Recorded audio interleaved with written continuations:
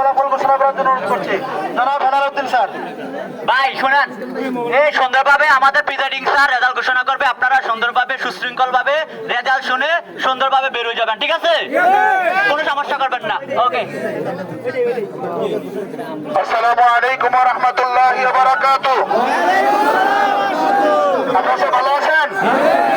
আলহামদুলিল্লাহ, আমরা সারাদিন আপনাদের সার্বিক সহযোগিতা পেয়ে সুন্দরভাবে আজকে নির্বাচন সম্পন্ন করতে পেরেছি এই কেন্দ্রের।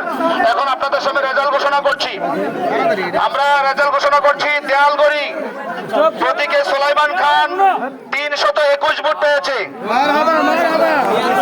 ছড়ি সজল কুমার কর 2 ভোট পেয়েছেন অত্র কেন্দ্র থেকে।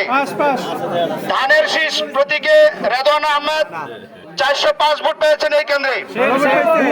তারপর হচ্ছে হাতপাকা প্রতীকে মাওলানা এহতেসামুল হক 110 ভোট পেয়েছেন। তারপর হচ্ছে কলস প্রতীকে এই কেন্দ্র থেকে আতিকুল আলম সাহেব 653 ভোট পেয়েছেন।